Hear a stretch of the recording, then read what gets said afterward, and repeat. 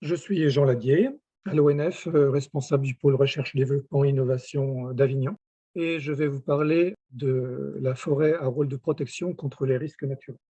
Un risque naturel, c'est une menace qu'un aléa, un phénomène naturel fait peser sur un enjeu humain ou socio-économique. Par exemple, une corniche rocheuse qui peut libérer des blocs au-dessus d'une route.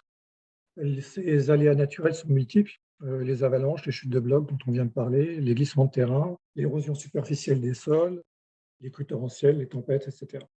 Et la forêt peut assurer un rôle de protection. Et je me cantonnerai ici aux aléas qui se manifestent dans les zones de montagne, où la forêt peut assurer ce rôle de protection. La maîtrise des aléas par la forêt dépend évidemment du type d'aléa concerné. Dans le cas des avalanches, la forêt peut fixer le manteau neigeux dans la zone de départ. En revanche, elle n'aura pas d'action une fois que l'avalanche s'est déclenchée. Pour les chutes de blocs, son rôle est limité dans la zone de départ et c'est dans la zone de pente qu'elle va permettre d'arrêter la majorité des blocs, à condition que la densité et la taille des arbres soient suffisantes. Pour les glissements de terrain, le rôle de la forêt est à la fois limité et controversé. Il peut être positif ou négatif et ça dépend beaucoup de la profondeur du glissement. Pour l'érosion superficielle des sols, la forêt permet de limiter l'impact des précipitations sur le sol. Il permet aussi de piéger les éléments fins qui sont entraînés sur la pente. Mais ce rôle de protection peut également être assuré par une autre couverture végétale, même si la structuration verticale de la forêt est plus efficace qu'un couvert arbustif ou herbacé. Dans le cas des crues torrentielles, le boisement du bassin versant a un effet positif pour écrêter et retarder les crues, mais sa capacité d'absorption des précipitations est rapidement saturée. C'est pourquoi son rôle, lors des événements les plus importants, tels que les épisodes cévenols, est limité. En revanche, dans le chenal d'écoulement des torrents, la présence d'arbres peut créer des embâcles et donc est plutôt néfaste.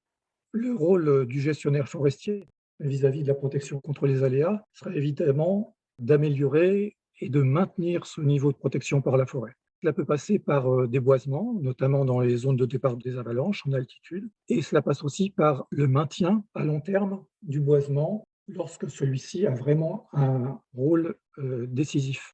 Et ce maintien à long terme suppose un renouvellement progressif, parce qu'on ne peut pas maintenir des arbres en grande densité sans les renouveler au fur et à mesure.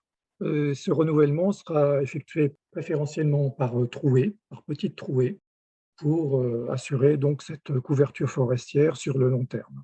Dans le cas de l'érosion superficielle, ce maintien est moins impératif puisque n'importe quelle couverture végétale peut assurer déjà un rôle de protection. Et dans le cas des crues torrentielles, il n'y a pas de consigne particulière à part éviter les arbres dans le chenal d'écoulement qui peuvent créer des embâcles.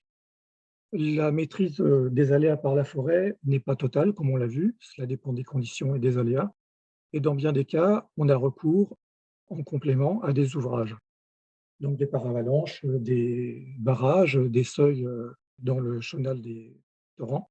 Et tout ce travail de diagnostic de la maîtrise, de création et de maintien des ouvrages de protection est assuré par les services RTM qui sont spécialisés dans ce domaine.